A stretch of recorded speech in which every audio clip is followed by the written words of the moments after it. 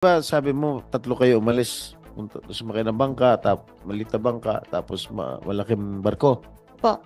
Tapos nakarating na kayo sa Malaysia. Po. Tama? O ngayon, natanong ko, nasaan ang kapatid mo? Hindi ko po alam. Di ba sabay-sabay kayo nandun? Opo. Tanggalin mo nga yung mask mo. Ayan. Oh, bakit hindi mo alam? Tatlo kayong naglanding sa Malaysia. Bakit di mo alam kung nasaan yung kapatid mo? Kami. Ha? Yung huli, hiwalay kami. Yung? Last, sa Indonesia, hiwalay na po kami. Sa Indonesia, naghiwalay kayo? Opo. Kailan kayo naghiwalay? 19 o 20? Ng August? Opo. So, dumating kayo sa Indonesia kailan? 18 ata. ng 18. August. August 18. Tapos, pumunta kayo sa Thailand? Sa Indonesia, 18. Dumating kami. Oo. Kailan kayo naghiwalay? 19 o 20. 20 yata. Saan siya nagpunta? Ano po? Saan siya nagpunta? Wala siya sinabi. Oh, wala siya sinabi. Wala po. Basta-basta lang umalis. Sabi lang niya sa akin, hiwalay lang muna ate. Tapos tanong ko siya saan siya punta, sabi niya sa akin, wag daw ako alamin. Huwag daw alamin. Opo. Sino kasama niya? Si yung kapatid mo lalaki? Opo. Wesley. Opo. Magkasama yung dalawa? Hiwalay din po. Ay, walay. Hiwalay kayo tatlo. Opo. Ay, ikaw, saan ka na punta? Malak kami punta, balik sa Singapore sana. Babalik sana kay Singapore. Kaso mo na naudlot, nahuli ka na, ganon. Opo. Ha? So, hindi mo alam kung nasa na yung Hindi ko po kapatid talaga mo? alam. Okay, hindi. Ano telephone number niya? Siguro nagtatawagan Wala kayo. number. Wala, hindi kayo gumagamit ng cellphone? Wala kami SIM. Ha? Wala kami SIM card. Hindi kayo nagtatawagan. So, nung sinabi niyong, oh, maghiwalay na tayo ate, wala ka ng contact? Wala po. Pati rin sa kapatid mo si Wesley? Si Wesley, hindi ko alam sa kanila. Sa akin, wala po. Kahit si Wesley, hindi mo na nakakausap? Hindi. Simula yung huli hanggang ngayon, hindi pa kami nakausap. Simula na nahuli ka? Opo. Sigurado ka, hindi mo alam kung nasa yung kapatid mo si Sure. Alice? Ha? Sure ako. Hindi ko po alam. Ha? Hindi kayo Hindi ko po nagkakausap, ha? Hindi po. Hindi mo alam kung sa Singapore. Bakit ka sana pupunta sa Singapore? Saan? Siya mo, pupunta ka sana sa Singapore.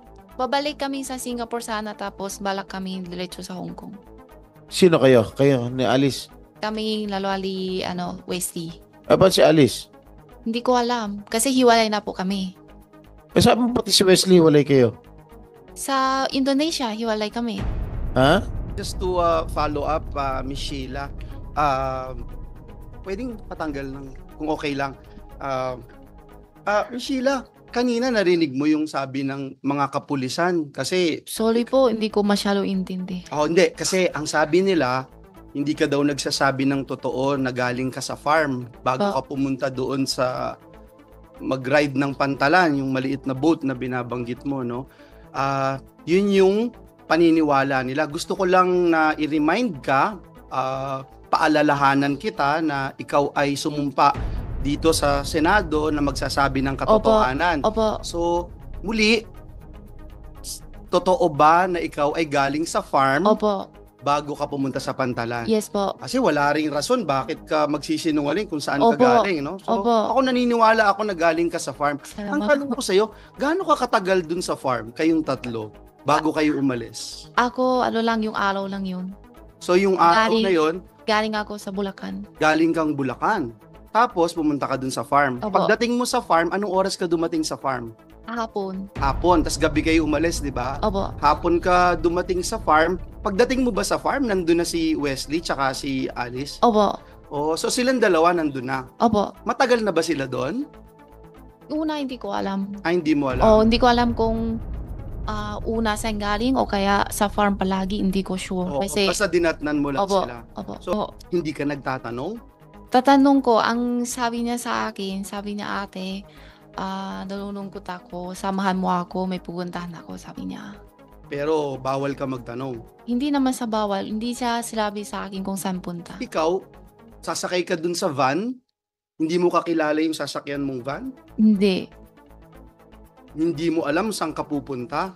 Hindi po. So handa ka na kahit saang lupalop Opo. ng daigdig, sasamahan mo siya. Opo. Kahit impyerno, samahan mo siya. Opo. Okay. So ngayon, sumakay ka dun sa van, wala kang kinakausap, yung taong nag-drive sa'yo. Ilan kayo dun sa van? 3 kami, tapos may lalawa suntok sa amin. 3 kayo, isang driver. Opo. Pang-4 yung driver. May isa pang tao dun. So 5 kayo dun sa van na bumiyahe ng 5 oras. Hindi ko sure kung tama 5 Oo, oras kasi hindi ko So yun nga, matandaan. tapos sumakay na kayo dun sa bangka na maliit, di ba? Opo. Hindi ka pa rin nagtatanong, saan tayo pupunta ate? Saan tayo? Magpapakamatay na ba tayo lahat? Sabay-sabay ba tayo? Anong gagawin natin? Galit siya sa akin. Wag daw ako tanungin. Basta samahan mo lang. Sabi. So yung buong panahon na yon, 5 oras sa van, tapos yung sa boat, mahaba din yun, bago ka makarating sa malaking boat. Hanggang dun sa malaking boat. Pagdating ng lugar at saka alam ko kung saan lugar. Sa daan, sa dagat hindi ko alam. Oh, so saan lugar ka? Ang nalaman mo? Chinese name, sabi ni Wesley, Siempen na. Ano yon? Simpenna? Siempen na. Siempenna. Chinese name ang sabi sa akin. English hindi ko alam. Yung lugar. Yung lugar, yung dumating namin. Yun yung pinagdatingan nyo nung sa maliit na boat? O sa...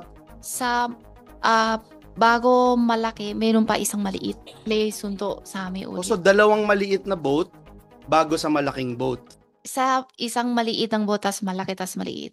Ah, okay. So mula sa van, maliit na boat, malaking boat, and then maliit na boat. Opo. Okay. So alin lang yung alam mong lugar doon sa mga points na yon, no? Mula doon sa van, sa farm, pumunta doon sa isang lugar, may alam ka doon o hindi pa rin? Saan yung alam mong lugar? Nalaman mo? Dadating na ako sa Siempen na. Yung mismong sa ibang bansa na.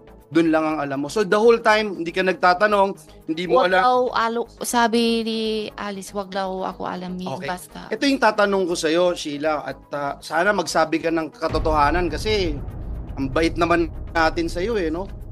Habang nagbabiyahe kang ganun, syempre meron kang iniisip na meron akong kakilala, si Mayora, may kakilala na itatawid kami. 'Di ba? So, meron ka bang nakita, nakausap sa telepono, sa personal na tumutulong kay Alice at sa inyo? Para yun kasi magbibigay sa iyo ng kumpiyansa na, hindi talaga ako mapapahamak, meron kasing tutulong sa amin. Siyempre, aalamin mo yun. Miss Sheila, bago mo sagutin yung tanong ni Sen Joel, yung binanggit mong lugar na Siempenna, na Chinese name, may pinakita sa akin si Sen Sherwin, no, na research. Yan ba ang pangalan ng Sipadan Island sa Sabah? Hindi ko alam kung yun ba yun. Basta tanong ko, sabi ko, saan na tayo dito? Saan ba tayo? Ang sabi niya sa akin, Siempen na. Okay, so at least we know yung Chinese name na Siempenna. Opo, Chinese name. Okay, so pakisagot yung Pwede tanong ni pakisagot Sen Joel yung and tanong then ko may na itatanong din ako sa mula inyo. dun sa van, mula dun sa maliit na boat, sa malaking boat, sa maliit na boat, meron ka bang nakita, nakausap ni Alice, narinig, kausap sa telepono na magbibigay kasi sa iyo yun ng lakas ng loob na kahit papaano may mag-aalaga naman sa atin. Hindi naman Napunta ako sa dagat kasi hindi daw pwede kaming open ng phone. ng phone. So, hindi siya tumawag sa telepono. Hindi po. So, sino yung nakausap niya? Yung buong halos isang buong araw na nagbabiyahe kayo? Wala. Wala siyang nakausap? Wala. So, nung iniwang kayo ng driver ng van, sumama ba yung isa pang tao? O yung kayong 3 lang yung Kami sumakay na? po. Kayong 3 lang, sumakay dun sa maliit na boat. Tapos dun sa pagsakay niyo dun sa malaking boat, kayong 3 lang din. May tao doon sa taas. Sa boat. Oo. Sino yung mga nakita mong tao dun sa boat? May nakausap ka bang iba? Wala po. Basta diretso lang kami. Wala kayong kinausap? Kayong 3 lang nag-uusap? Walang ibang kinakausap? Wala po. Mula dun sa malaking boat, sa maliit na boat, wala pa rin? Wala. May Imposible nasundo lang namang- kasi sa amin. Hindi kayong kakausapin kasi bago na pupunta yung Opo, boat. opo. Wala kayong Wala, kausap? wala. Basta sunod lang Sakay kami. lang kayo kami ng ang sakay? Opo. Parang hindi naman yata makatotohanan yun, Sheila. Kasi Yun wala kang kasi kausap. talaga, Kunyari, ako yung nagmamaneho nung boat. Kung makamay usap, Sumakay lang ako. ang usap lang yan, kung makasunod lang yan sa kanila, ganun lang, wala na iba. Sasakay lang kayo? Opo.